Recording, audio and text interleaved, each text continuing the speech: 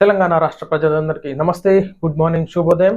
So అందరికీ ఈరోజు ఆదాబ్ హైదరాబాద్ దినపత్రికలో మెయిన్ పేజ్ ఎడిషన్స్ విశేషాలు ఏ విధంగా ఉన్నాయో ఒకసారి మనం చూద్దాం. అక్రమార్కుల గుండెల్లో వణుకు పుట్టిస్తున్న హైడ్రా, మరి అవినీతి నాయకుల సంగతి ఏంటి? పాత ప్రభుత్వం పర్మిషన్లు ఇస్తే కొత్త ప్రభుత్వం కూల్చుతుంది. ఎవరి ప్రయోజనాల కోసం ఈ తతంగాన్ని నడిపిస్తున్నారు? బడా బాబులకేమో నోటీసులు ఇచ్చి టైం ఇస్తారు. పేదోడు ఏ పాపం చేసిరని ఇళ్లను నిలమట్టం చేస్తున్నారు. పరిహారం అందించలేని సర్కారుది శాపమా? ఎయిర్టెల్ల చేతిలో మోసపోయిన పేదోడి పాపమా? ఈ రాజకీయ క్రీడలో నలిగిపోయేది మాత్రం సామాన్యుడే. దొంగలంటే భుజాలు తలుముకునే నాయకులు ఉన్నంత కాలం బడుగు బలహీన వర్గాల తలరాతలు మారవు. ప్రజలు నోట్లకు ఓట్లు అమ్ముకున్నంత కాలం ఈ అవినీతి రాజకీయాలను నిర్మించలేము. వాస్తవానికి ఇది నిజం. ప్రజలు నోట్లకు ఓట్లు అమ్ముకున్నంత కాలం ఈ ఉన్నటువంటి అవినీతి రాజకీయాలను నిర్మూలించలేము. ఇది ప్రజలారా మీరు తెలుసుకోవాలి. ఎన్నోసార్లు మేము చెప్పినాము, ఇంకా చెప్తూనే ఉంటాము. ప్రజలు మీరు చైతన్యవంతం కావాలి. ఈనాడు ఓట్లని నోటుకి ఓటుని అమ్ముకునేటటువంటి ప్రజలు ఉన్నంత వరకు ఈ ఉన్నటువంటి అవినీతి రాజకీయాలను అరికట్టలేము. సో ఈనాడు గత ప్రభుత్వం పాలనలో ఇచ్చినటువంటి పర్మిషన్లు ఇప్పుడు హైడ్రా వచ్చి కూలగొడుతుంది కదా.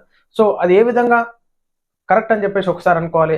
సో ఏదైతే నాలాల విస్తరణ, చెరువులను, ఎఫ్టీఎల్, బఫర్ జోన్లలో కన్స్ట్రక్షన్ చేసి గత ప్రభుత్వం చర్యలు తీసుకోలేని విధంగా ఈనాడు మరి రేవంత్ రెడ్డి ప్రభుత్వం వచ్చాక హైడ్రా కమిషన్ ముందుకు తీసుకొచ్చి దాని పరిరక్షణకు పూనుకుని అది కరెక్టే. కానీ ఇక్కడ ఉన్నటువంటి అమాయకులు బలైపోతున్నారు, నిరుపేదలు బలైపోతున్నారు కదా. సో పెద్ద పెద్ద లీడర్లకేమో పర్మిషన్లు ఇవ్వడము, అదేవిధంగా నోటీసులు ఇచ్చి వాళ్ళకి ఆపడం ఎందుకు? ఉన్నటువంటి నిరుపేదలను ఆస్తులు కూల్చడం ఎందుకు? సో తీసుకుంటే అన్ని విధంగా ఒకటేసారి యాక్షన్ తీసుకోవాలి. కానీ ఈనాడు వాళ్ళకి సమయం ఇవ్వడం, మాకు వచ్చి అకస్మాత్తుగా కూల్చడం ఎంతవరకు కరెక్ట్ అని ఈనాడు ప్రజలు అడుగుతున్నారు. సో ఉన్నటువంటి దయచేసి రేవంత్ రెడ్డి గారు నిరుపేదల గురించి ఆలోచించి వాళ్ళకి సమయాన్ని కేటాయించాలి. వారి వస్తువులను తీసుకునేటటువంటి సమయాన్ని కూడా ఇవ్వకుండా హైడ్రా ఏదైతే చేపడుతుందో ఇది నిజంగా బాధ కలిగిస్తుంది నిరుపేద ప్రజలకి. దయచేసి ఏదైతే బడా నాయకులని ఫామ్ హౌస్ కూలగొట్టకుండా, ఈనాడు కాంగ్రెస్ పార్టీ లీడర్లే కూడా కూలకుండా ఆక్రమించి కట్టినటువంటి కన్స్ట్రక్షన్స్ కూలగొట్టకుండా ఆపడం ఎంతవరకు కరెక్ట్ ఒకసారి తెలుసుకోవాలి. ఓవైసీ కళాశాలలో ఉగ్రవాది ఫ్యాకల్టీ, మా వద్ద ఆధారాలు ఉన్నాయి. ఎంఐఎం పార్టీకి ఓవైసీకి ఉగ్రవాదితో లింక్స్ ఉన్నాయి. సెక్యులర్ అని చెప్పుకుంటూ ఓవైసీ ఏ ఒక్క హిందూ పండుగను ఎందుకు జరుపుకోరు? ఇక మన నాయకులు మాత్రం ఏదైనా పండుగ ఉంటే టోపీలు పెడతారు, దట్టీలు కడతారు, కథం పోయి జాయిన్ అవుతారు. సో సెక్యులర్ అని అనుకునేటటువంటి నాయకుడు ప్రతి పండుగలో అన్నిట్లో పాల్గొంటారు. సెక్యులర్ అంటారు. మరి ఓవైసీ ఎప్పుడు ఎందుకు రాలేదు? అసదుద్దీన్ ఓవైసీ ఎందుకు రాలేదు? ఎందుకు సెలబ్రేట్ చేసుకోరు? సో అది బండి సంజయ్ గారు ఈనాడు అడుగుతా ఉన్నారు. సో మన నాయకులు మాత్రం ఓట్ల రాజకీయాలు చేసుకుంటూ ఏ పండుగ అయినా కుల మతాలకు అతీతంగా వెళ్ళాలి, సెక్యులర్ అంటే అదే విధంగా ఉండాలి. కాబట్టి ఈనాడు మరి వాళ్ళు ఎందుకు రావడం లేరు? మనోళ్ళు ఎందుకు పోయి హద్దుకోవడము, మింగిలవడము, వాళ్ళ పండుగలలో తిరగడము, పబ్బాలలో తిరగడము, ఈ విధంగా మరి మైనారిటీ ఓట్లను ఫోకస్ చేసుకునే విధంగా బాయ్ అంటూ గలెమిలాయించుకుంటారు. కానీ వాళ్ళు మాత్రం ఎందుకు రెస్పాండ్ అయితలేరు? ఇది ఒకసారి తెలుసుకోవాల్సినటువంటి విశేషం. ఓవైసీ ఎంఐఎం పార్టీపై సంచలన వ్యాఖ్యలు చేసిన కేంద్ర మంత్రి బండి సంజయ్. సెక్యులర్ అని చెప్పుకుంటూనే ఓవైసీ ఏ ఒక్క హిందూ పండుగను ఎందుకు జరుపుకోరు? ఇది ప్రశ్న. వాస్తవానికి కాంగ్రెస్ బీఆర్ఎస్ పార్టీల మధ్య లోపాయికారి ఒప్పందం. అమృత్ స్కీమ్ లో అవినీతి జరిగిందని ఆధారాలు ఉంటే ఇవ్వండి. బీఆర్ఎస్ అధికారంలో ఉన్నప్పుడు ఓటుకు నోటు కేసుపై విచారణ ఎందుకు జరపలేదు?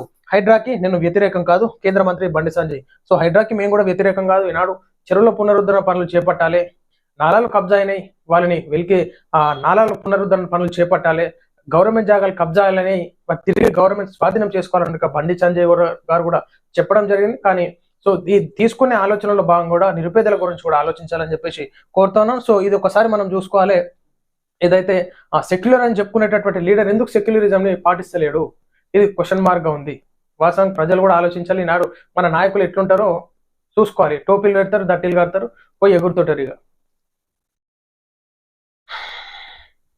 హైడ్రా హడల్ 2 వారాల తర్వాత దూకుడు, అక్రమ నిర్మాణాలపై ఉక్కుపాదం. కూకట్పల్లి, అమీన్పూర్లో కూల్చివేతలు, చెరువు ఎఫ్టీఎల్ బఫర్ జోన్ సహా సర్కారు భూముల్లో నిర్మాణాలు. భారీ పోలీసుల బందోబస్తు నడుమ కట్టడాలు నిలమటం. 8 ఎకరాలు స్వాధీనం చేసుకున్నట్లు వెల్లడి.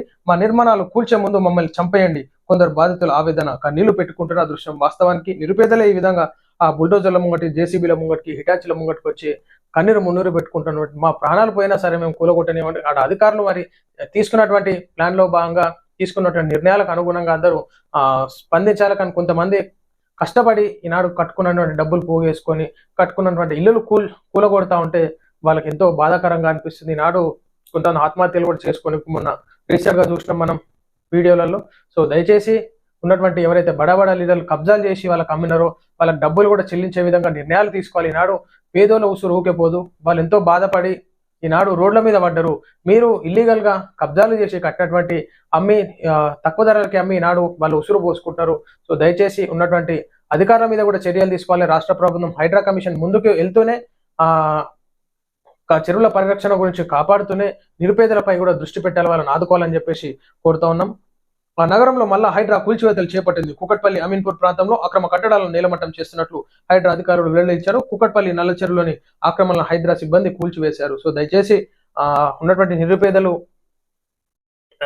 జాగాలు ఉన్న ప్లాట్లు ఉన్న ఆలోచించి సర్వే నెంబర్లు తీసుకొని దాన్ని వెరిఫికేషన్ చేసినాకనే కొనాలి. తక్కువ ధరకు వస్తుందని చెప్పి చెరువుల దగ్గర ఎఫ్టీఎలు బఫర్ జోన్లలో ఇల్లీగల్ కన్స్ట్రక్షన్స్ దగ్గర కొంటే మాత్రం పరిస్థితులు దారుణంగా ఉన్నాయి. దయచేసి మీ డబ్బులను వృధా చేసుకోవద్దని చెప్పేసి కోరుతా ఉన్నాం. సీఎం రేవంత్ అధ్యక్షతన సిఎల్పి మీటింగ్ హాజరైన TPCC chief Mahesh Kumar Goud, incharge Deepa Dasmunshi పాల్గొన్న మంత్రులు, ఎంపీలు, ఎమ్మెల్యేలు, ఎమ్మెల్సీలు, బీఆర్ఎస్ శాసన సభ్యులు ఆర్కేపుడి, దానం, కడియం మటన్. సో ఉన్నటువంటి సిఎల్పి మీటింగ్ మరి హాజరవడం ఫస్ట్ మీటింగ్ లో మరి ముఖ్యమంత్రి అధ్యక్షతన ఆ సిఎల్పి మీటింగ్ కావడం జరిగింది. సో రాష్ట్ర ప్రయోజనాల దృష్ట్యా దాంట్లో చర్చించడం జరిగింది. సీఎం పదవికి పొంగులేటి ఎసరు, సీఎం రేవంత్ రెడ్డి రాజీనామాకు సిద్ధంగా ఉండాలి. సీఎం పదవిని లాక్కోవడానికి మంత్రి పొంగులేటి శ్రీనివాసరెడ్డి ప్రయత్నం. పొంగులేటికి నిజంగానే చిత్తశుద్ధి ఉంటే నాతో కలిసి హైకోర్టు సీజే వద్దకు రావాలి. టెండర్లను రేవంత్ రెడ్డి తన బావమరిదికి కట్టబెట్టారు. సీఎం కుటుంబ సభ్యుల అవినీతిని తేలుస్తాం. బావమరిది వ్యవహారంలో సీఎం రేవంత్ రెడ్డి ఇరుక్కున్నారు. ఆ అమృత్ టెండర్లో తప్పు జరగలేదని నిరూపిస్తే రాజకీయ సన్యాసం తీసుకుంటా. బీఆర్ఎస్ వర్కింగ్ ప్రెసిడెంట్ కేటీఆర్ సవాల్. సో మరి కేటీఆర్ సవాల్ని పొంగులేటి శ్రీనాన్న గారు తీసుకుంటారా? మరి పొంగులేటి శ్రీనివాస్ గారు రివర్స్ కౌంటర్ కేటీఆర్కి ఏమన్నా ఇస్తారా? మనం చూడాలి. సో బామర్ది విషయంలో సీఎం రేవంత్ రెడ్డి ఇరుక్కున్నారు అన్నట్టుగా చెప్తున్నారు. ఏదైతే తనకు టెండర్లు కట్టబెట్టినారు, సో ఇది ఏ విధంగా కట్టబెట్టారని చెప్పేసి కేటీఆర్ ప్రశ్నిస్తున్నారు. సో గతంలో కేటీఆర్ గారు కూడా ఇష్టం వచ్చినట్టు టెండర్ల రూపంలో దాంట్లో భాగస్వామిగా పాల్పంచుకున్న కేటీఆర్ గారు ఇక మీరు కూడా అన్నిటికీ రెడీ ఉండాలని చెప్పేసి మేము కూడా కోరుతా ఉన్నాం. మీరు చేసినటువంటి టెండర్లు ఇల్లీగల్ గా తెలియకుండా టెండర్లని ఇష్టానుసారంగా తెలిసిన వాళ్ళకి కట్టబెట్టడం, ఆ టెండర్లలో మీరు కూడా పార్ట్నర్షిప్ ఉండడం అవన్నీ తెలిసిన విషయాలు. వికారాబాద్ అటవీ విధ్వంసాన్ని ఆపాలి డిమాండ్ చేసిన పర్యావరణ అటవీ ప్రేమికులు. దామగుండంలో నేవీ రాడార్ స్టేషన్ 12 లక్షల ఔషధ ముక్కలు హాంఫర్ట్. సేవ్ దామగుండం ఫారెస్ట్ పిలుపునిచ్చిన ప్రముఖ జర్నలిస్ట్ తులసి చంద్. వేలాదిగా కదిలి వచ్చిన పర్యావరణ అటవీ ప్రేమికులు. ఖచ్చితంగా మన పర్యావరణం పరిరక్షించుకుంటూనే డెవలప్మెంట్ లో కీలకం కావాలి, కానీ ఈనాడు అటవీ మొక్కలని ఉన్నటువంటి ఔషధ మొక్కలను నిర్మూలించి డెవలప్మెంట్ లో భాగంగా పాల్గొంటే అది మానవాళికి చాలా ప్రభావాన్ని చూపించేటటువంటి సందర్భాలు ఉంటాయి. దయచేసి ఆ పర్యావరణం పరిరక్షించాలి. సో అక్కడ ఏదైతే కంపెనీ ఉందో ఈనాడు అధికారులు కూడా హెల్త్ మినిస్టర్ కూడా చేపట్టి దానిపైన వివరణ తీసుకొని కాపాడాల్సిందిగా కోరుతా ఉన్నాం. అవినీతి పరమవధిగా LB Nagar town planning tax అధికారులు వీరికి వత్తాసు పలుకుతున్న LB Nagar circle deputy commissioner, 3వ డిప్యూటీ కమిషనర్. పర్మిషన్లు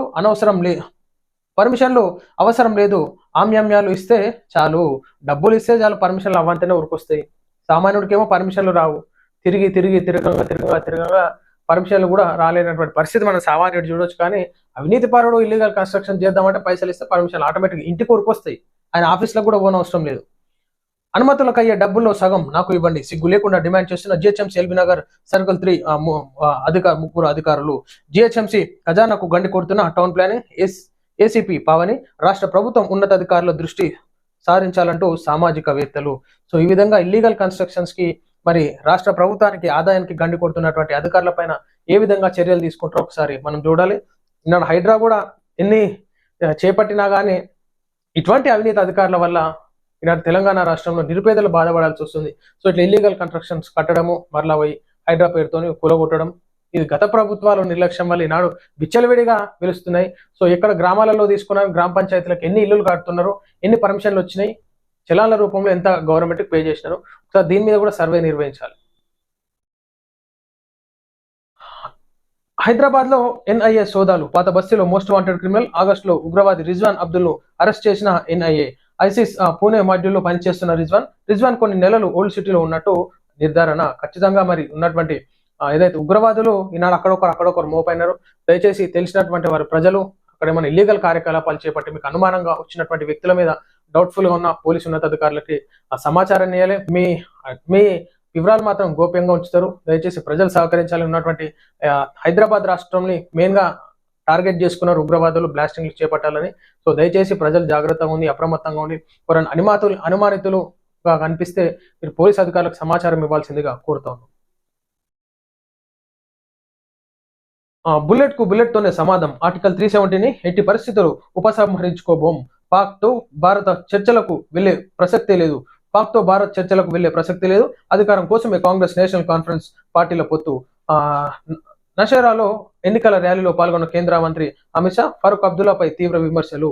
సో ఫారూక్ అబ్దుల్లా ఏదైతే విమర్శించినారో ఆ ఆర్టికల్ 370ని దాన్ని మరలా మేము తీసుకొస్తామన్నట్టుగా ఏ విధంగా అయితే చెప్పినారో, సో అమిత్ షా మాత్రం ఎట్టి పరిస్థితిలో దాన్ని మరలా రానిచ్చేటటువంటి పరిస్థితి మేము చేసుకోం. బుల్లెట్ తోనే సమాధానం చెప్పినాం.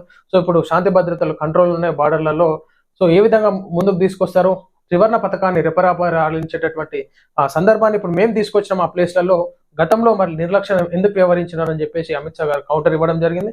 సో ఆ విషయం మీద అమిత్ షా గారు కూడా తగినటువంటి సూచనలు మరి సమాధానాలు ఇక్కడ ఇవ్వడం జరిగింది ఆ ఫరూక్ అబ్దుల్లాకి.